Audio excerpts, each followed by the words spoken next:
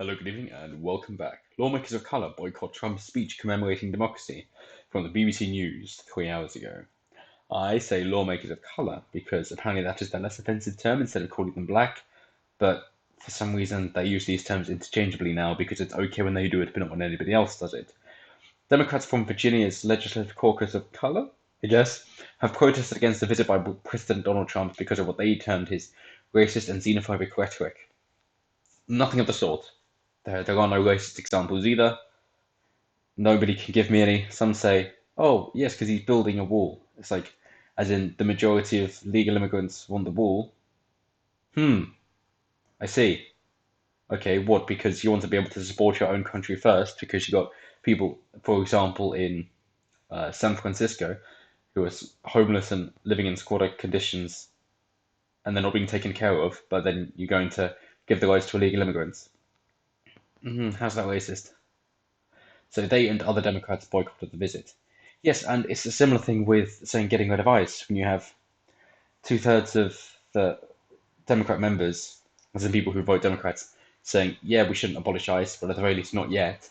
But then you've got the majority, again, about two-thirds of the Democratic representatives saying, yes, we should abolish ICE. It's like, you're not even sticking true to your core base, are you? Mr. Trump traveled to historic Jamestown to commemorate the 400th anniversary of representative democracy in the Western Hemisphere. He is accused of stoking racial tension by attacking minority Congress members. Obama did much worse for the black community than Trump has done. Because, for the most part, he doesn't mention race. It's everybody else who are mentioning it. It's basically saying, oh, well, so we're going to mention the difference between blacks and whites, and it's your fault. It's like, well, what the fuck are you talking about? If you bring it up, that's on you. How much projection do you need to do? He says, I'm the least racist person there is anywhere in the world. So what's the event celebrating? Marks today in 1619 when Virginia's first House of Burgesses met in Jamestown, the first English permanent colony in North America. A group of white male property owners. Wow. As in people who could vote. Good. And for me, I'd say property owners is probably how it should stay with voting. Of course, I understand that you say, well, no, because then you're going to abuse the worker. Then you can mention the proletariat if you want to go that far communist. But I would say it makes sense because then you're not going so much with bribery, are you? Especially if there's a small government. People know it's good for them, they're going to get on and do it instead of saying, take it from somebody else and give it to me. For example, in the UK, the £9,350. Yeah. Became the inspiration for American democracy and state legislatures and Congress across the continent. Self-government in Virginia did not give us the state we love. Did not just give us the state we love. In a very true sense, it gave us the country we love, the United States of America. He noted that 2019 marks 400 years since the first enslaved Africans arrived in Virginia. Next month, the city plans to commemorate his anniversary. Yep, it's not just Africans, of course, who were enslaved, especially if you count indentured servitude. You can mention the Italians, the Irish, you name it. And why there's still black people in the US and not in the Middle East, even though slaves were both there, well, it's because in the Middle East they castrated the slaves. And you can still see open air slave markets because that still happens. But apparently Trump is a racist for saying that they helped out. In the face of grave oppression and grave injustice, African Americans have built, strengthened, inspired, uplifted, protected, defended, and sustained our nation from its very earliest days, Mr. Trump said. Yes, he's mentioning the black people, the Africans, and not anybody else because the media have still gotten to him. And apparently then that's the narrative. It's like, yes, you must defend the 14% of the population responsible for 50% of the violent crime, because they're clearly not getting the recognition they deserve, and therefore they're killing people in order to get recognition. That actually works. The Speaker of the House of Representatives, Nancy Pelosi, the top Democrat in Washington, is leading a delegation of lawmakers to the West African nation of Ghana, where they will visit castles where enslaved people were kept before being shipped in bondage to the New World. Oh, well, kept in castles. So who kept them there? All the black people who were selling other black people because they wanted to make money. Gotcha. As in, the slave trade profited a load of Africans and black people in Africa because they were selling other people, because slavery was a big thing in Africa for a long time before the US got involved. Understood. So are you saying, oh, so the reparations for the black people in America should be paid by the black Africans in Africa? That makes sense. Good luck. Oh, but Africa hasn't made anything worthwhile. Is that because I'm not going to get into it? It's the weather and the climate, that's why. What have Virginia lawmakers said? The last-minute announcement by the White House that Mr. Trump would visit the city led to boycotts by the state's Democratic lawmakers and Black Legislative Caucus.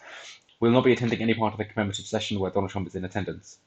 The Virginia House Democrats said on Twitter, the current president does not represent the values that we would celebrate at the 400th anniversary of the oldest democratic body in the Western world. I would say it does. He won fairly. It's a democratic republic. That's why the electoral college is there, to protect the minorities, essentially, and not then be trampled upon by the urban dwellers. The state's Black Caucus said Mr. Trump's participation was antithetical to the principles that the group stood for. Members intend to hold a rival event in Richmond on Tuesday. Richmond Mayor LaVar Stoney resigned from the Jamestown, New York. Okay, yeah, cool. Saying, don't denigrate our democracy, don't care. Why has he been called racist? This is the bit I'm intrigued in because none of them are racist. So Mr. Trump has long been accused of stoking racial tensions. No, only since he was running for president. Before that, nobody cared. Going back decades before he became a political figure. No, not at all. Same thing with gay rights. He's been backing them for decades. In the past month, Mr. Trump has accused 4 Democratic congresswomen of hating America. No, he simply said to those people who don't like America, they should go back to where they came from, fix it, and then tell us how it's done. To the totally broken and crime-infested places from which they came, fix it, and then once they've done that, tell us how it's done, because America is great, essentially. The media seemed to say it was 4 Democratic congresswomen. He didn't, and now they've called them the gang. And the Democrats have had to say, yes, we stand by these people, even though they disagree with us on everything and they're going to make us really unpopular. In the past week, he has attacked Maryland Congressman Elijah Cummings, who is black. I love how this is only important because they're trying to make it racist, otherwise it isn't.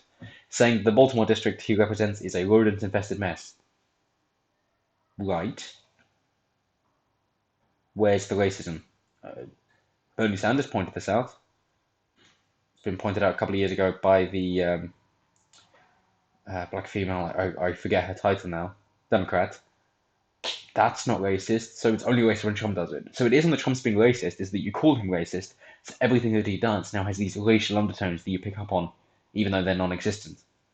Understood. So you're just lying. This is what we call fake news. On Tuesday, Mr. Trump called his accusers racist and said his strategy of attacking minority lawmakers was helping him politically. I think I'm helping myself, Mr. Trump said. These people are living in hell in Baltimore. Yes, it's much worse there than on the border, for example. So we've got here just their analysis. They say, what's clear is that by design or angry accident, Mr. Trump's tweets have helped ensure that race will be a key and extremely sensitive issue throughout the campaign for next year's presidential election. No, I don't think so. I think he basically just went, well, if you guys are playing this game, then I may as well join in because, hey, you're not going to drop it, so I'll mention something. But mainly when he mentioned the saying, go back to where you came from, fix it, tell us how you did it, it was then say, well, you're going to take this to mean the 4 congresswomen then, especially Ocasio-Cortez, and then you're going to have to prop these people up, and Ilhan Omar, who referred to 9/11 as some people who did something, you're going to have to prop them up, and you're going to be very unfavourable because your core base don't like them either. Was it 7 or 9% approval rating for Ilhan Omar? So it's single digits anyway. It's ridiculous. Whereas Trump's hovering just below 50%. It hits the magic 47%, and that's supposed to be re-election. But we will see. I'm sure he'll get in, but I would implore people, because I know that they say that people get too comfortable thinking, oh, well, it's a shoe and I don't have to vote, to say no, go prove a point, get everybody to vote, do vote for Trump, and just prove how much of a landslide you can have, because all this slander doesn't mean anything. He's going to win bigger, he's going to win better, he's going to make America even better. He's got funding for the border wall now, even though it's just a couple of 100 miles. He's actually getting someone now because he tries to go around the night circuit and talking with Mexico, saying, hey, you don't want these people in your country either. He's passing laws while people are too concerned about his tweets. So it's all good. That's what they call four-dimensional chess. So go out, vote, and give him a bigger win than last time to show that his policies are working and the media lied and fake news is not. But that's it for now. Have a good evening. I hope you all enjoy this. Like, comment, subscribe, all the good stuff. Let me know what you think in the comments below, and I will see you next time. Have a good one.